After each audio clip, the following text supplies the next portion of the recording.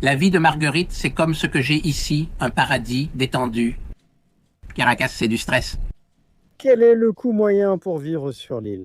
C'est-à-dire combien une personne dépense en courses, en, je ne sais pas, téléphone portable, internet, tout ça. Et peut-être quelques dépenses supplémentaires. Et combien une personne peut-elle dépenser pour un loyer, par exemple à Pampatard? Est-ce sûr de venir à Margarita, Cecilio? Tu te vois ici dans le futur. Avec le bonjour et avec une jambe presque boiteuse, je vous souhaite la bienvenue dans une nouvelle vidéo. Qu'est-ce que vous aimez le plus? Vous savez que c'est la vidéo que vous préférez? Comment est la vie dans les endroits que nous visitons? Et c'est en interviewant des personnes locales de différents secteurs. Nous allons demander à Oscar des frères Moya, mais aussi interroger les pêcheurs, les vendeurs sur la plage et nos amis Panas. Pour que vous puissiez vous faire une idée de la vie à Margarita, des différentes possibilités, des différents métiers, du coût de la vie et de tout ce que vous devez savoir. Si un jour vous décidiez de vivre le rêve margariteño, de venir vivre sur la perle des Caraïbes. Alors restez avec nous, cette vidéo va être vraiment intéressante.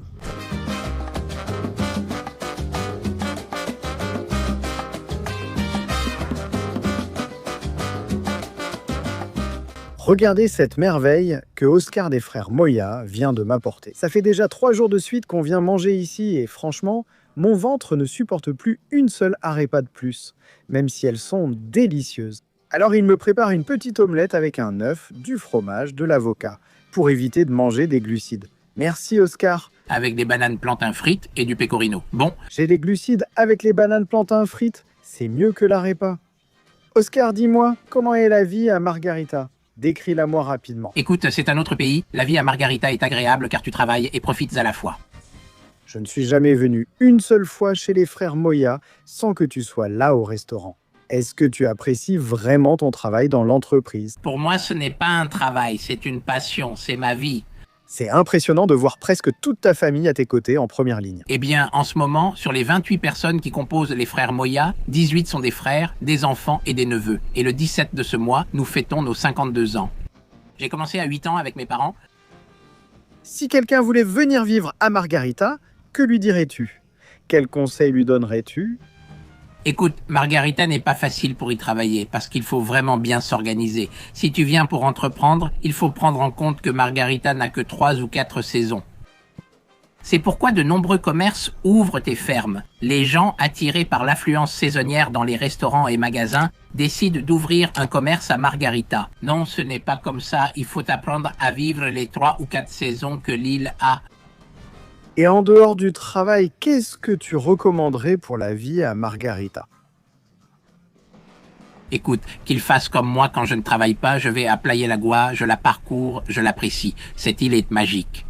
Oui, c'est vrai. Oui, c'est vrai. Je voudrais aussi demander un conseil. Quel conseil nous donnerais-tu pour travailler avec la famille? Parce que très souvent, les gens disent qu'il n'est pas facile de travailler avec des membres de la famille. Mais toi, tu ne travailles pas avec un ou deux, mais avec 10, 17, 18. Travailler en famille n'est pas simple, il faut s'y préparer mentalement. Nous, on peut se disputer avec mon frère et 10 minutes après, tout va bien. Parce que l'entreprise prime, car si elle s'effondre, beaucoup perdent leurs moyens de subsistance. Bien sûr, quel crack. Merci beaucoup. Oscar, vraiment, quel plaisir de venir, frère Moya. Chaque fois que nous venons sur l'île, Merci. Et d'ailleurs, ils ne travaillent pas en famille. Ce sont parmi les personnes les plus innovantes que j'ai jamais rencontrées. La plupart ouvrent une arpa de l'île pour proposer la meilleure viande effilochée ou le meilleur jambon rôti, mais eux ont choisi d'innover. Et je sais que si vous avez vu nos vidéos, eh bien, d'il y a quelques années, à Margarita, vous pourrez connaître l'histoire et tout le reste. Mais pour faire court, ils mettent du pecorino, du fromage pecorino. Le mien contient poulet, avocat et pecorino, c'est incroyable. Les jours précédents, j'avais mangé jambon rôti, avocat et pecorino. Tu dois répondre à une question fréquemment posée sur Instagram. Pourquoi ne manges-tu pas de produits de la mer? Nous, on adore ça. Honnêtement, moi je n'aime pas trop ça, je n'en profite pas vraiment. Mais ici tu trouves de tout, tu trouves des fruits de mer, mais tu trouves aussi autre chose.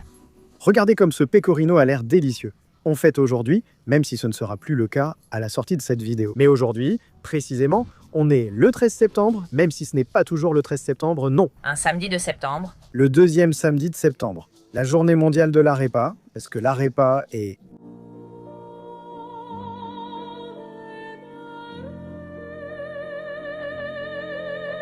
La meilleure chose qui nous soit arrivée? Vénézuélienne, mon amour. Pour moi, La journée mondiale de l'arepa, c'est tous les jours pour moi. C'est comme ça, c'est évident, bien sûr que oui. Bon appétit. Et si vous vous demandez, l'arepa ici chez les frères Moya coûte 6 $. Et si vous venez, n'oubliez pas d'en acheter. Ce délice, moi, qui est un piment de mangue, je vous jure, c'est mon piment préféré, parce que ça pique. C'est-à-dire, ce n'est pas doux, mais quel goût ça a. Oh, la mangue avec le piment. Margarita, bon, on y va, on continue notre visite.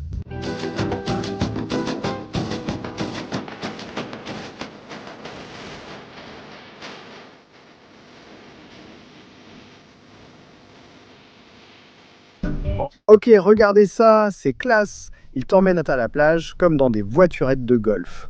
Nous sommes à Playa del Agua, où nous allons passer la journée aujourd'hui. Même si le temps est un peu nuageux, c'est joli. Il y a pas mal de nuages. Il n'y a pas le soleil à son maximum. Mais voici le club de plage Agua Dulce qu'on vient juste de laisser derrière nous. Et donc il y a beaucoup d'hôtels qui t'offrent ce service de t'emmener à la plage et de venir te chercher. Nous, on préfère, mais comme on a tous les jouets pour la plage, aller tout au bout, là où personne ne nous dit rien. Parce que bien sûr, si tu t'installes là où il y a un club de plage, ils te disent « Non, tu ne peux pas ouvrir ta tente ici ». Alors, on doit aller tout au bout de la plage ou entre deux clubs. Hier, par exemple, quand on est allé à Parguito, on était entre un club et un autre. Non, on n'a pas eu besoin d'aller au bout de la plage. Mais on était quand même un peu à l'écart. Parce que tu dois apporter ta chaise, ton parasol, ta glacière. Tu ne vas rien consommer, et c'est ce qu'ils exigent. Voilà. Mais ce qui est beau à Playa del Agua, c'est qu'il y a une infinité d'arbres, de palmiers, de tout.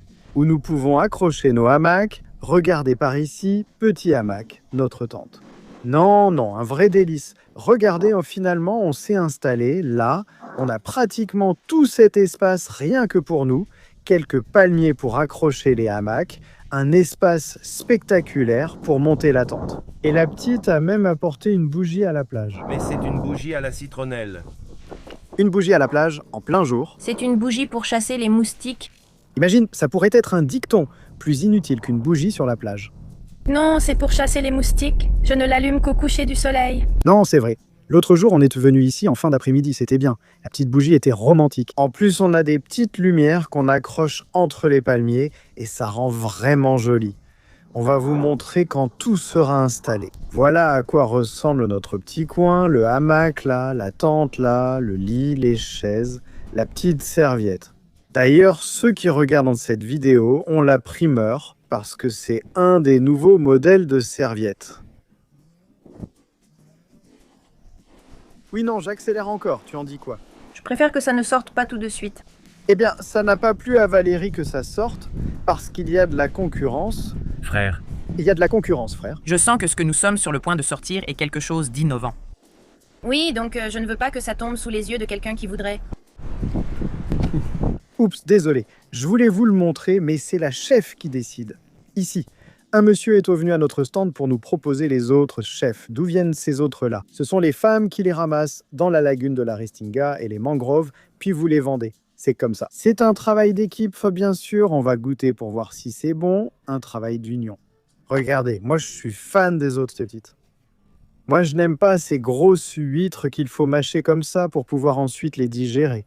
Et sans goût? Et sans goût? Exactement, parce qu'il y en a d'autres élevés en écloserie, mais pas comme les autres naturels. L'autre naturel a plus de goût, un goût unique.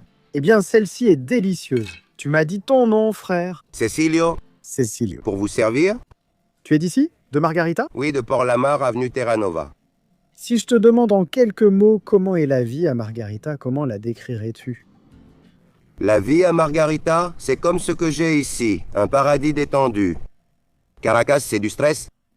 Je suis d'accord et je viens de Caracas. Mieux. Margarita, oui. Je suis d'accord, merci Margarita. À cet univers, ce paradis. Cecilio, une question, tu travailles tous les mois, tous les jours de l'année, ou tu travailles par saison? Toute l'année. Toute l'année? Des gens sur la plage achètent tes huîtres? Oui.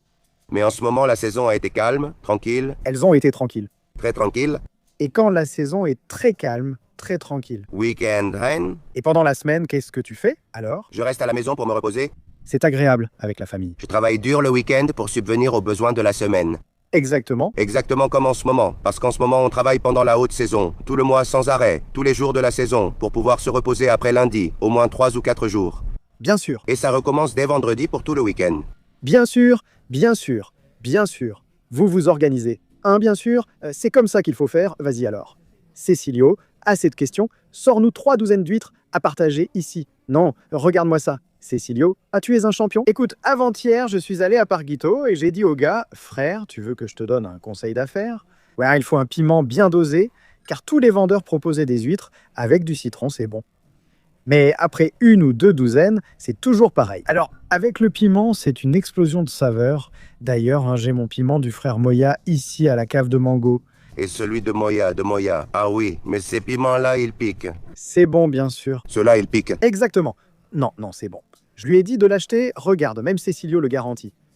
Regardez, on va voir comment est ce petit piment plus doux. En plus, j'ai mis ici une petite goutte. On va voir comment c'est avec le piment. Et les gars peuvent nous attraper là-bas. Est-ce que tout le monde ici pense que tu regardes? Ce n'est pas seulement pour moi, c'est pour tout le monde, pour partager. Mais on va voir comment c'est avec le piment. Non, c'est super bon, c'est vrai, c'est un peu plus doux. Mais non, mais c'est bien. C'est pour que ce soit doux et donne envie de continuer à manger. Exactement, regarde. Mais ça pique, laisse la nourriture. Non, ce type est un entrepreneur de la mer. L'idée est de savourer une nourriture légèrement épicée. Exactement. Délicieux. C'est une empanada de requin? Non, vous savez, une fois j'ai mis du piment et en inspirant fort, c'est parti direct. Le piment m'a enflammé la gorge, je ne pouvais plus manger, mais ce piment-là est juste parfait. Écoute, Cécilio, pour finir, dis-moi selon toi, quelle a été la période la plus dorée ici à Margarita? Eh bien, ce serait vers l'an 2000, à peu près, je crois, vers 2000. Quand il y avait la descarga Belmo, la descarga de Gna Gna Gna Gna Gna la Brahma la Polal. À cette époque, il y avait tant de monde que les vacances étaient inutiles avec tous les touristes présents. Toute l'année, c'était la saison. Eh bien, toute l'année, il y avait du monde. Et quand arrivait la haute saison, il y avait encore plus de monde que d'habitude. Des Italiens, des Allemands, des Hollandais, des Espagnols. Toute l'Europe était ici, à Margarita, au Venezuela, mais il y avait bien plus de monde. Aujourd'hui, regardez dans quel état nous sommes. C'est vide alors qu'il devrait y avoir plus de monde, mais il y en a moins, et je comprends pourquoi. Si tu pouvais changer une chose ici sur l'île de Margarita, ce serait quoi? Ou si tu pouvais améliorer quelque chose, ce serait quoi? Que ça revienne, le tourisme d'avant, pour que ce soit bénéfique pour tout le monde, parce que là, tout est à terre. Est-ce que c'est sûr de venir à Margarita? Cécilio 100%. Oui, c'est totalement sûr grâce à la sécurité. Ce qui nous manque, c'est d'avoir plus de tourisme, plus de touristes, pour qu'il y ait plus d'emplois pour tout le monde. Eh bien, venez à Margarita, Paraíso ou Universo pour savourer des huîtres fraîches, ici à Margarita. Avant, ils vendaient, ce n'est pas autre chose. Ici, ils vendaient. Dans la journée, ils vendaient 4 seaux par jour. Waouh. 4 seaux, et maintenant, il faut parcourir cette plage jusqu'à 17 heures pour en vendre un. Parfois, on ne vend rien. Waouh. Mais s'il y avait plus de tourisme, on pourrait vendre, parce qu'on nous amène un tourisme qui ne sert à rien. Que sont les Russes? Ils n'achètent pas d'huîtres? Si, ils en achètent, mais une douzaine, une demi-douzaine. Ce n'est pas du tourisme. Bien sûr. Parce que je dis que ce tourisme, ce sont des fonctionnaires, à cause de cet accord entre la Russie et le Venezuela. Ils viennent tout frais payés, ils ne viennent pas libres, ils viennent tout frais payés. Ils arrivent à l'hôtel sur la plage, ils restent un petit moment, 1 heure, 2 heures, mais ils ne dépensent pas. Parce qu'en haut, ils ont tout pour toi, ils ont les boissons, ils ont la nourriture, ils ont les desserts, ils ont tout. Bien sûr. Tout est payé là-bas. Que le tourisme revienne comme avant, Cécilio. Dieu le veuille. C'est ce que nous voulons, merci mon frère. Plaisir. Je suis ici avec Javier Cinématique. Si vous pouvez le trouver sur ses réseaux sociaux, c'est un frère qui crée aussi du contenu ici à Margarita. Et bien, dans différentes parties du Venezuela. Et je veux te demander, Javi, comment est la vie ici à Margarita? Tu es né ici ou tu as déménagé? Non, je suis né ici à Margarita. Eh ben, j'ai toute ma vie ici en fait. Et je sens que Margarita est un paradis. Et beaucoup de personnes m'ont dit, pourquoi tu ne pars pas et tu ne fais pas ta vie dans un autre pays, tu as de l'avenir dans ce que tu fais. Et en fait, je continue de miser ici, donc à Margarita, même sinon, et la plupart du temps, je travaille à Caracas et je ne pars pas d'ici à Margarita. Et toi, tu te consacres plus à créer du contenu, plutôt du côté influenceur ou plutôt du côté producteur audiovisuel? Pour d'autres entreprises ou marques? Moi, je me consacre surtout à la création. En tant que producteur audiovisuel, j'ai travaillé pour plusieurs marques comme Pan, Martin Pollard, Santa Teresa, Utcar, enfin beaucoup de marques au niveau national. D'accord. Et c'est comme ça que je gagne ma vie. Bien sûr. Mais normalement, c'est toujours à Caracas. D'accord, c'est là que je voulais en venir. Toi, tu sens qu'ici à Margarita, en tant que producteur audiovisuel, il n'y a pas autant de possibilités de vivre uniquement du travail sur l'île? Tu as besoin d'aller à Caracas pour pouvoir faire des boulots qui t'aident à te maintenir ici? Exactement. Normalement, il faut beaucoup aller à Caracas parce que à Margarita, il n'y a pas autant de grandes entreprises. Et bon, celles qui existent, évidemment, elles te soutiennent. Et oui, tu trouves du travail et tout ça. Mais si tu veux avoir une meilleure vie, il faut toujours miser un peu sur Caracas aussi, hein, et aussi se faire un nom parce que c'est le plus important. Bien sûr, bien sûr. Eh bien, Javier est devenu assez connu après le Barloventeo de l'année dernière. Si vous ne savez pas ce qu'est le Barloventeo, vous pouvez aller voir la vidéo précédente pour mieux comprendre cette célébration, ici, sur l'île de Margarita. Et il a fait des prises de vue en drone vraiment épiques, que je vais montrer ici.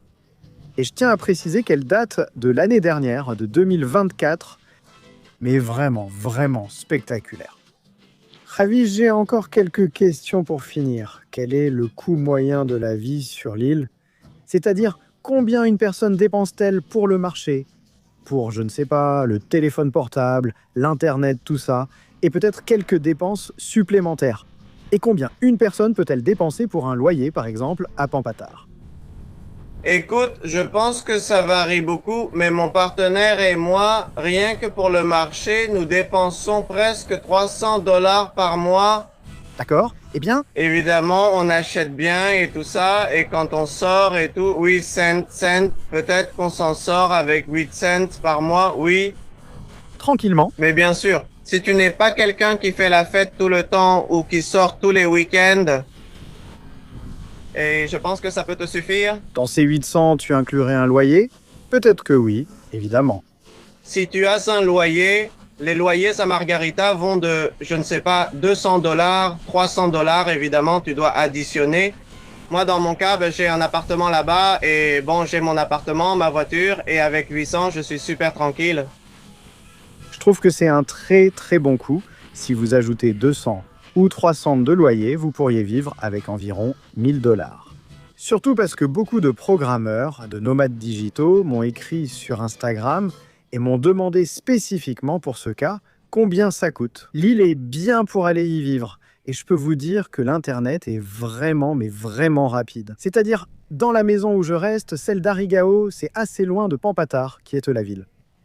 Il y a 400 mégas en upload et en download, c'est un bon internet. Un super bon internet, il y a Tallinn, il y a Wave, ils sont excellents et en réalité ça ne m'affecte en rien, ils sont toujours super rapides. C'est aussi une idée pour les nomades digitaux car l'internet est très bon. Regarde, ici t'es parfois allongé chez toi sans rien faire, tu vas à la plage est à 5 minutes. Il y a donc beaucoup de bonnes choses sur l'île, bien sûr, il y a aussi des aspects négatifs, mais petit à petit, ça s'est amélioré. Eh bien, et je pense que dans quelques années, avec tout ce qui se fait ici à Margarita, toutes les ouvertures de nombreux établissements qui arrivent, et je sens qu'il y aura plus de tourisme. Et aussi plus d'immersion, et encore plus d'immersion. C'est ce qui compte. Mais je pense que ça s'est amélioré petit à petit au fil des années. Je voulais justement te demander, hey, ce que tu aimais le plus et le moins, mais tu m'as déjà répondu. Venir à la plage un lundi à 3h. J'ai terminé mon travail et je viens profiter de cette superbe plage et de la mer. Bien sûr, il reste beaucoup à améliorer. Il y a aussi des coupures d'électricité, des coupures d'eau, mais on a quand même vu des progrès ces dernières années. Et l'idée, c'est que ça continue de s'améliorer et que plus de personnes aient envie non seulement de visiter l'île, mais aussi de vivre dans la perle des Caraïbes. Merci mon frère, merci. Mon frère.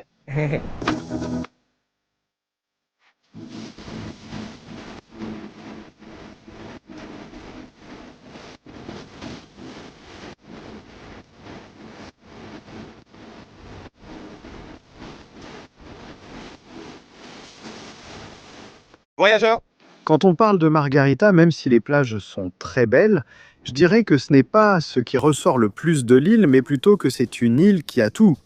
Elle a des plages, elle a des centres commerciaux, elle a plein de restaurants magnifiques, elle a des montagnes. Si tu veux monter, faire du trekking, en fait, elle a tout. Mais évidemment, on ne peut pas comparer l'eau avec celle de Morocco, celle des Rocs, celle de la Tortuga, mais je veux faire une mention spéciale à l'eau de Margarita. Je ne sais pas si c'est au mois de septembre, on m'avait déjà dit que tous les mois qui se terminent par breu, c'est-à-dire septembre, octobre, novembre, sont les meilleurs pour naviguer, les meilleurs pour voyager au Venezuela. Mais à Playa del Agua, non seulement la mer est ultra calme, c'est-à-dire qu'il n'y a pas de vagues, mais regardez comme c'est cristallin, on peut voir le fond de l'eau, regardez la clarté de l'eau, c'est incroyable.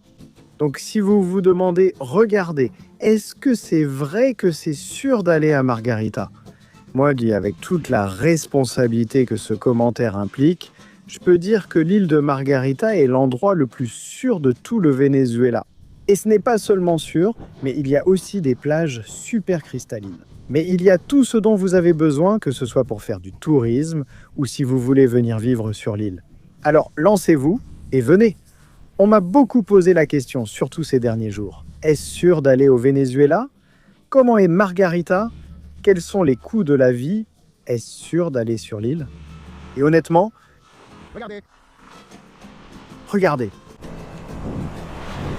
C'est Margarita, c'est Playa del Agua, c'est un paradis et c'est ultra sécurisé. Alors venez et profitez du joyau, de la perle des Caraïbes, car très peu de pays ont des endroits aussi paradisiaques que celui-ci. Je parle de l'absence de foule touristique, sans gens partout toute l'année. Et attention, honnêtement, comme Cecilio l'a dit précédemment, c'est aussi mon rêve que les personnes qui vivent du tourisme puissent avoir des revenus toute l'année. Mais pour ceux qui savent en profiter, venez avant que cela n'arrive, parce qu'à un moment donné, ça finira par arriver.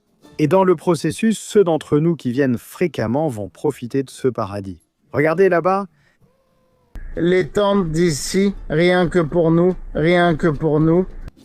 Voyageurs. Maintenant, je veux vous présenter Alejandro Venegas, comme on dirait ici à Margarita. Un vrai connaisseur. C'est bien ça? Depuis quand as-tu emménagé sur l'île, mon frère? Je viens de Cumana et ça fait 6 ans que je suis sur l'île. Qu'est-ce qui t'a motivé à venir vivre à Margarita? La liberté? Margarita t'offre une liberté que tu ne trouves nulle part ailleurs au Venezuela. Ici, tu as le meilleur des deux mondes. Tu as l'avantage d'être une île et d'être une ville.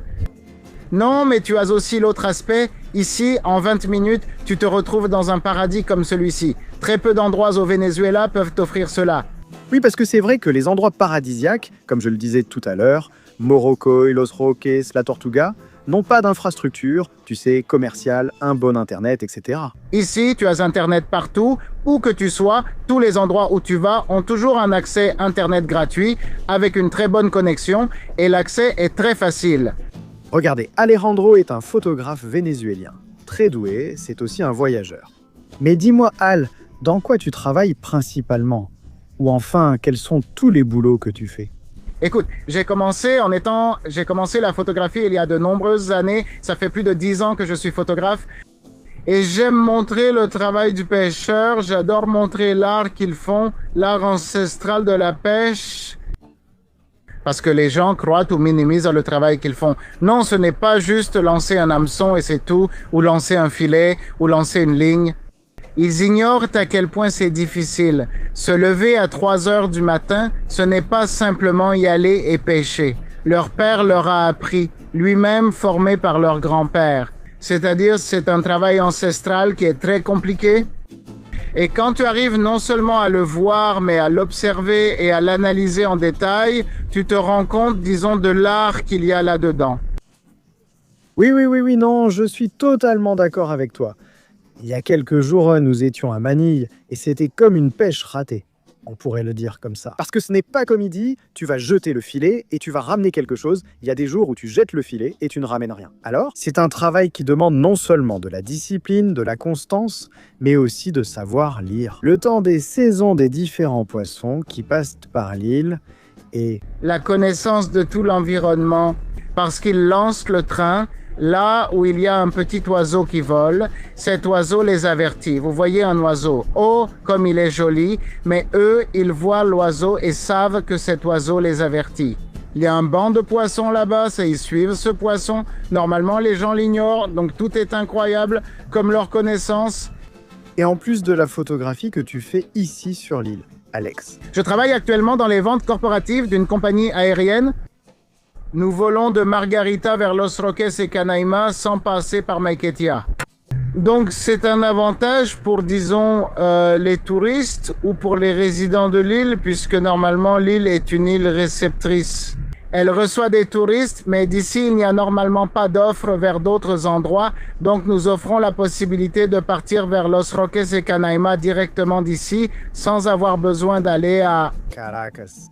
Exactement, vous ne savez pas à quel point c'est incroyable d'être à Los Roques, d'y passer 2 ou 3 jours et ensuite de rentrer directement chez vous. Arriver chez toi le même jour sans passer par Maiquetía, prendre un autre vol puis venir à Margarita. Non, nous, on le fait directement. Non, et aussi beaucoup de vols qui, bon, en ce moment ne sont pas si nombreux, mais dans le passé, qui venaient directement, internationalement parlant, à l'île de Margarita. Et donc ces touristes, comme tu dis, n'ont pas besoin de faire escale à Caracas pour aller à Canaima et au Roc. Donc cela peut être un pari pour l'avenir, pour quand les vols internationaux vers l'île reprendront avec plus de fréquence. Non. Exactement. Et en fait, ça marche bien, ça marche très bien parce que nous proposons des départs depuis Port-la-Mar et depuis Barcelone. Donc nous couvrons ou nous nous occupons de toutes les offres pour tout l'Orient. Exactement. Tu sais? Oui, oui, oui. Pas seulement Margarita et Barcelone, parce que si tu es à Ciudad Bolívar, en 2 ou 3 heures, tu es à Barcelone. Et de là, tu prends un vol direct jusqu'au Roc. Exactement. Tu n'as pas besoin d'aller à Caracas. Exactement. C'est brutal, justement pour ça, c'est brutal. Bon frère, je veux que tu me dises à peu près combien coûte la vie ici à Margarita. Genre, combien on paye pour le loyer, la nourriture, les courses mensuelles, et quels autres frais tu peux avoir? Je sais pas, Internet ou autre chose. Écoute, ici sur l'île, ça dépend de ce que tu veux faire. Si tu veux manger dehors tous les jours, si tu veux faire la fête tous les jours, ça dépend des dépenses que tu veux avoir. Un 150 à 300, 400, ça dépend de l'endroit où tu te trouves. Exactement. Il y a 1 an, je vivais face à la mer et je payais $300 pour un très bon appartement. D'accord. Tu peux dépenser, selon le nombre de personnes pour lesquelles tu fais les courses, $200 chaque semaine ou tous les 15 jours et ça se passe très bien. Internet ici fonctionne très bien et tu peux payer entre, je ne sais pas, entre $30 par mois, ce qui marche aussi, et la vitesse est vraiment bonne. Ce n'est pas un Internet avec lequel tu vas avoir des problèmes. Du moins, avec la compagnie avec laquelle j'ai le service, ça n'a échoué qu'une seule fois en 1 an. Bien sûr. C'est une blague, tu appelles et ils règlent le problème immédiatement. Les services ici fonctionnent très bien. Nous avions des problèmes d'électricité et d'eau, mais maintenant tout fonctionne très bien. C'est incroyable. Et l'eau en général, elle vient du réseau ou c'est par citerne et dessalement de l'eau, etc. Non. Normalement, les copropriétés ont un réservoir et ils programment l'approvisionnement en eau précisément pour les appartements. Et dans mon cas, je n'ai jamais eu de problème d'eau. Vous avez aussi un réservoir? Nous avons un réservoir et en plus nous avons un réservoir dans l'appartement. Bien sûr. Ce n'est pas comme si je disais que je ne me lave pas aujourd'hui faute d'eau. Ça n'arrive pas. Ça n'arrive pas avec le réservoir. Atteint Cobra. Oui, bien sûr. Ça, vraiment, ce n'est plus un problème ici. C'est que, honnêtement, oui, bon, cette situation de l'eau, je crois que ça fait des décennies au Venezuela. C'est-à-dire, ça fait déjà de nombreuses années. Donc, la majorité des appartements, surtout les appartements à la plage, même moi qui vis à Caracas, j'ai un réservoir d'eau qui suffit largement jusqu'à la prochaine distribution. Et ce n'est pas pour dire, bon, est-ce qu'on s'est habitué au pire ? Non, non, non, ce n'est pas qu'on s'est habitué, c'est qu'on s'est adapté à la situation actuelle. Chacun a sa propre réalité, je ne vais pas la comparer à la tienne ou à celle d'autrui. Certains peuvent ne pas avoir de réservoir et trouver cela difficile. Et ce n'est pas pour ça que je vais dire, non, nous, on est parfait. Je ne sais pas ce que c'est, ceci ou cela, je parle de ma réalité, exactement. Ma réalité, c'est comme ça, je n'ai pas de problème d'eau, tu vois? Oui? Oui, donc, C'est aussi valable, totalement? Totalement, mon frère. Qu'est-ce que tu préfères à vivre à Margarita? Et à l'inverse, qu'aimerais-tu changer ou apprécies-tu le moins à Margarita? Écoute, ce que j'aime le plus, c'est le développement. Ici, il y a toujours quelque chose à faire chaque jour. Il y a toujours une activité, toujours un événement. Il y a toujours quelque chose.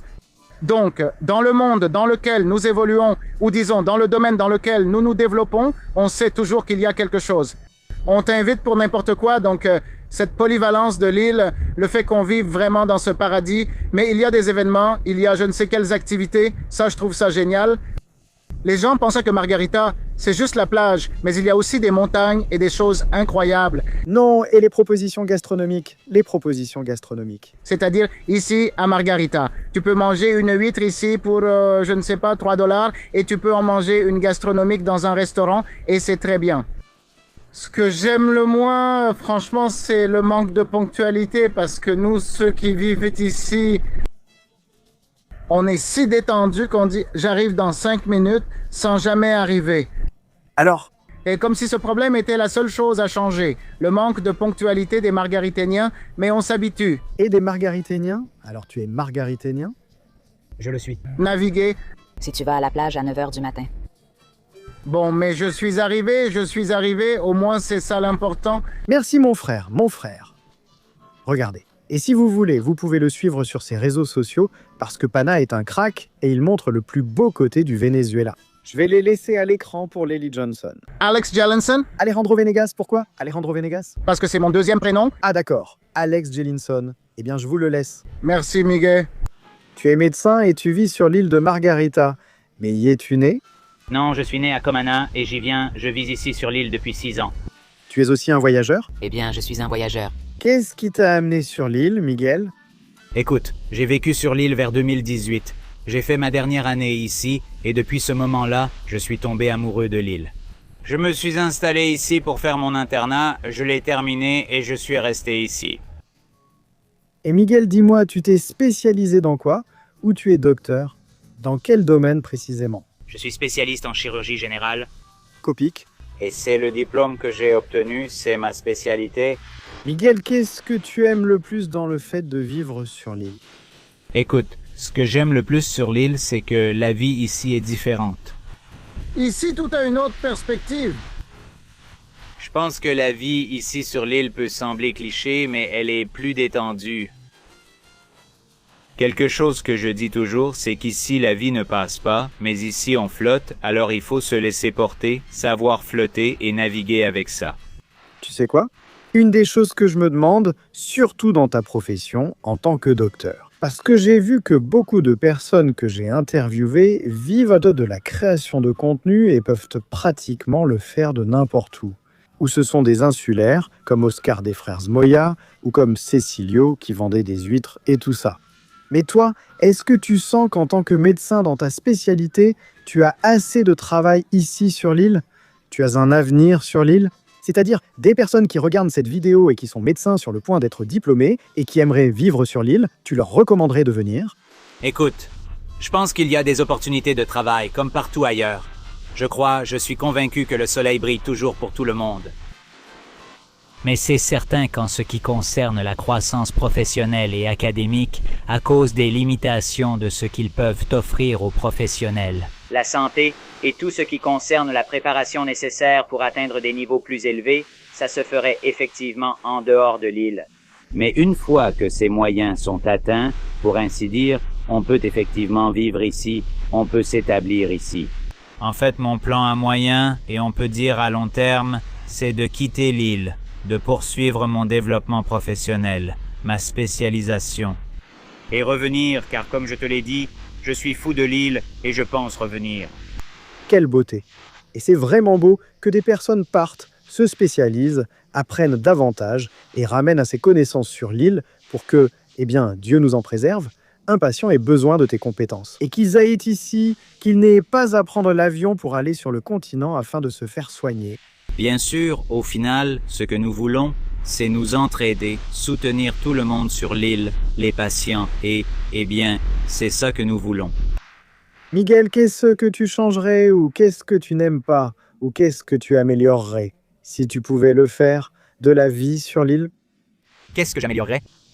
Je pense que nous sommes déjà orientés et je crois qu'ici sur l'île, nous avons compris que nous pouvons vivre. Vers le tourisme, je veux dire, nous pouvons, en général, parce qu'il existe même ce qu'on appelle le tourisme médical. C'est-à-dire? Des personnes viennent ici pour des interventions médicales.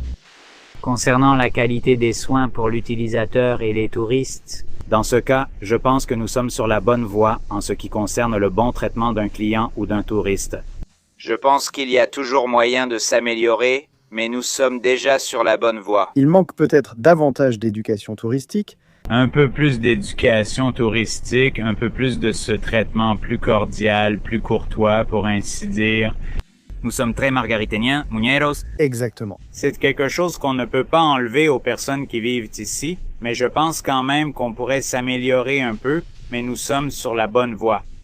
Et Miguel, maintenant, en parlant un peu du coût de la vie, qui est l'une des questions qu'on nous a le plus posées sur Instagram. Combien ça te coûte à peu près de vivre sur l'île? Peut-être pour le loyer, le marché, je ne sais pas quels autres frais il peut y avoir. Le téléphone portable, Internet, parce qu'on sait que les services de base sont très économiques. Mais oui, pour ça, peut-être pour le loyer, la nourriture. Regarde, je pense que pour le loyer et la nourriture, ce n'est pas illimité, mais c'est quand même un peu limité. Exactement. Je pense que mince, pour vivre confortablement, pour vivre détendu, avec certains de tes petits plaisirs, pour ainsi dire. On parle de montant, n'est-ce pas? Oui, un montant, regarde. Je pense qu'environ un chiffre rond, c'est de 800 à 1000 $ par mois. On vit détendu? Évidemment. À partir de là, tout ce que je peux dépenser en investissement, en épargne, en plaisir, pour ainsi dire. C'est en plus. Tu sais, c'est en plus, mais avec ça, tu vis très détendu. Ici, regardez, il y en a déjà plusieurs qui coïncident sur ce montant, donc vous pouvez le prendre comme une bonne référence. Entre 800 et 1000 $, surtout si vous venez peut-être déjà avec un travail numérique ou je ne sais pas quoi, vous savez déjà qu'il faut 800 à 1000 $ pour vivre tranquillement. Le reste peut être économisé, investi ou utilisé pour se faire plaisir sur l'île. Merci beaucoup, Miguel, merci mon frère. Ceux qui ont vu notre dernière vidéo où l'on parlait de la vie à Margarita, il y a quelques années, pourront se souvenir de Chris Uzcategui. Ce frère aussi est un aventurier, mais un aventurier international car bien que vénézuélien, il a vécu quelques années à Los Angeles. C'est ça? Oui. Et ensuite, il est venu sur l'île. Je voudrais, Chris, te poser cette fois quelques questions similaires à la dernière fois, ainsi que d'autres différentes. Tout d'abord, comment as-tu ressenti ou comment a été ta vie sur l'île ces 3 dernières années? Qu'est-ce que tu sens qui a changé? Cela fait 2 ans que je t'ai fait ce premier entretien en cherchant à savoir comment était la vie sur l'île de Margarita. Quand tu m'as interviewé cette fois-là, nous venions tout juste d'arriver. Nous l'aimions déjà.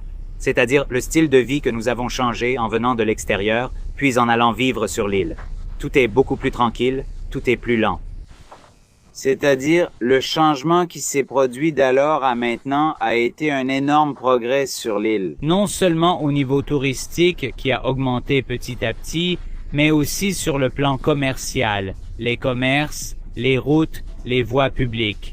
C'est-à-dire, ça s'est développé petit à petit, mais ça a beaucoup grandi, vraiment. Tu as l'impression qu'il y a eu un peu plus d'infrastructures, non seulement au niveau privé, mais aussi public sur l'île? Oui, tout à fait, aussi bien en privé qu'en public. C'est-à-dire, la réparation de nombreuses routes, qui étaient difficiles d'accès quand je suis arrivé, maintenant on en a une. Au moins, les trous ont été rebouchés, et bon. Certaines choses ont été réparées, certains problèmes d'éclairage. Exactement. Et voyons, quoi d'autre? Eh bien, concernant l'aspect commercial a été un très grand changement. Quand nous sommes arrivés, il y avait très peu d'options.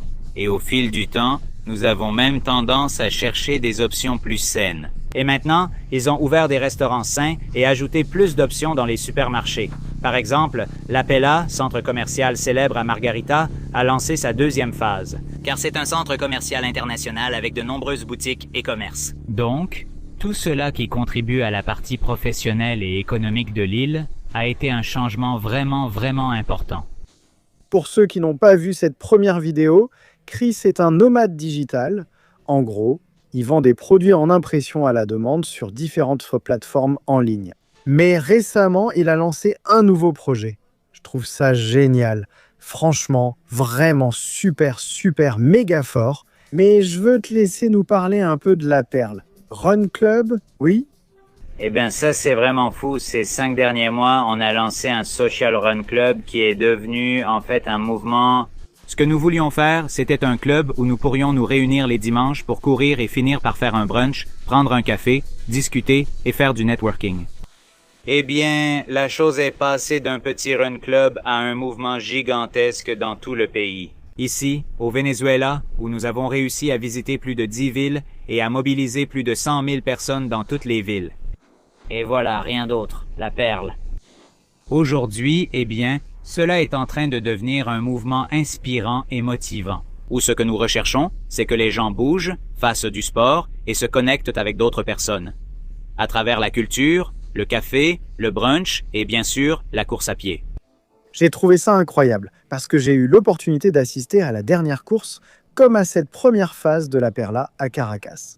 Et ce qui est cool, c'est ça, après la course, on est monté sur une scène, on s'est mis à danser, à s'amuser et tout. Franchement, c'était très sain. Mais c'était comme un espace pour que tous les coureurs soient encouragés à continuer de participer. Parfois, les gens venaient juste pour leur petite médaille. Ils voulaient leur médaille. Et après tout, était fini. Mais ici, tu as un espace d'environ 1 heure ou 2 après la course pour t'amuser. Non, à peu près. Oui, à peu près. En fait, ce que nous avons réussi à travers ce mouvement, c'est que beaucoup de personnes qui avaient peur de courir ou peur de la distance, voyant dans plusieurs villes des clubs et des gens courir, ils disaient que c'était très difficile. Mais quand la Perla arrivait et motivait ces personnes, 70 à 80% de nos participants faisaient du sport pour la première fois. Wow. Quel impact cela nous laisse-t-il alors? Nous quittions cette ville et ces gens continuaient à courir parce qu'ils se disaient « Waouh, j'ai pu faire 5 kilomètres et en plus d'avoir fait 5 kilomètres, j'ai participé à une fête vraiment cool. » Celui-ci? Avec une énergie incroyable, ces 2 heures sont finalement devenues 5 kilomètres de plus. Exactement. C'était à peu près ça le truc. Frère, et tu te vois vivre à l'avenir ici sur l'île de Margarita? Parce que je comprends que tu es essentiellement un nomade digital, tu peux être où tu veux. Tu es venu de Los Angeles plus par amour pour l'île que, je ne sais pas, à cause du coût de la vie là-bas. Même si ça a peut-être aussi influencé d'une manière ou d'une autre. Mais tu te vois ici dans le futur? Totalement. Si tu me demandes maintenant, c'est comme... Enfin, ici c'est chez moi. Un truc qui m'arrive à chaque fois que je voyage, c'est qu'après 15 jours, j'ai déjà envie de rentrer. C'est mon jardin, dès que j'arrive à l'aéroport, c'est comme si c'était déjà mon peuple, ce sont mes gens, c'est mon jardin, c'est chez moi. Cette petite brise fraîche, un peu chaude de l'île, c'est déjà comme si elle me souhaitait la bienvenue. J'ai mes gens, ma communauté, c'est comme, voilà. Je me sens vraiment chez moi et je n'échangerai cela pour rien au monde. Et tu considères que l'île est un bon endroit pour que les nomades numériques viennent? Ou il manque encore beaucoup ou peu pour qu'elle soit prête à accueillir? Peut-être, je ne sais pas, cette vague de voyageurs travaillant sur Internet, à Bali, au Portugal ou dans d'autres destinations tendance actuellement.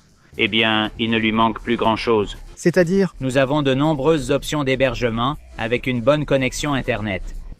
La question de l'électricité et de l'eau est gérable, au moins pour les résidences, pour ce type de personnes.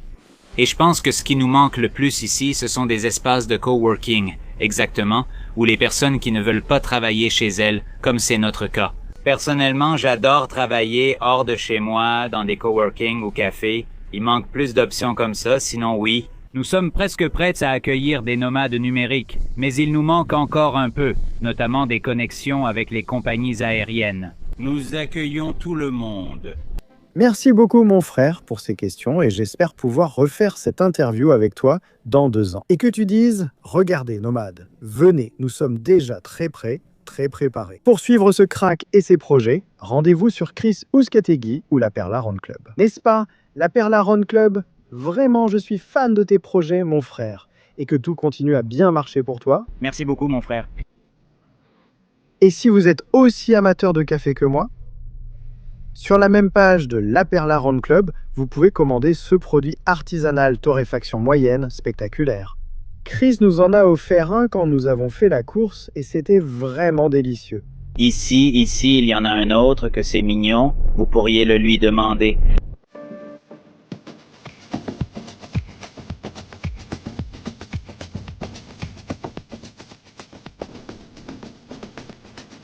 Et pour clôturer cette si belle journée, nous sommes venus à Juan Griego.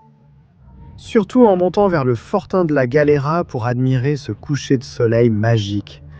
Regardez cette beauté comme le soleil est en train de se coucher. Mais je vais sortir le gros appareil photo, installer le trépied et vous faire un superbe timelapse parce que je sais que vous serez aussi triste que moi de ne pas pouvoir faire de timelapse. Les prises de vue par drone sont actuellement totalement interdites au Venezuela.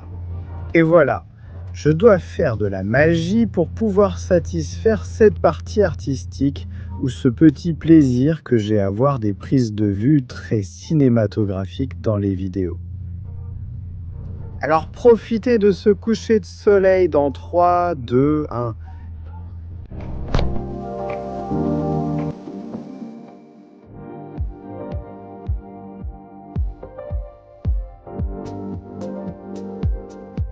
Et si vous vous demandez avec quoi j'ai fait cette vidéo, eh bien c'était avec celle-ci. Sony Alpha 7S3 et un objectif 70-200 mm/s ainsi qu'un convertisseur 2x pour doubler la distance focale. Non. Quel spectacle de coucher de soleil la baie de Juan Griego vient-elle de nous offrir? Et ainsi, voyageurs, alors que la nuit tombe et que nous finissons de profiter de l'Arroyo, de ces couleurs spectaculaires qui se dessinent dans les nuages après le coucher du soleil. Je vais conclure cette vidéo. Avant tout, abonnez-vous. Si c'est votre première fois ici, ou si vous regardez depuis la télévision sans être abonné, prenez la télécommande et cliquez. Et laissez un commentaire ici en bas si vous avez une autre question. Tous, ou du moins presque tous ceux que j'ai interviewés sont des connaissances ou des amis, donc je me ferai un plaisir de leur transmettre vos questions pour qu'ils y répondent. Pour clarifier vos doutes, faites-moi savoir ici en bas ce qui vous intrigue, ce que vous aimeriez savoir de plus sur l'île de Margarita, et restez à l'écoute. Ce n'est pas la dernière vidéo, parce que dans la suivante, nous allons découvrir les prix des propriétés ici sur l'île. Alors activez les notifications, cliquez sur la petite cloche pour ne rien rater. La dernière fois que nous sommes venus sur l'île, nous avons publié plein d'appartements et littéralement, en 1 ou 2 semaines, tous ceux que nous avions publiés ont été vendus. Alors restez avec nous et activez les notifications pour que YouTube vous prévienne dès qu'on les met en ligne.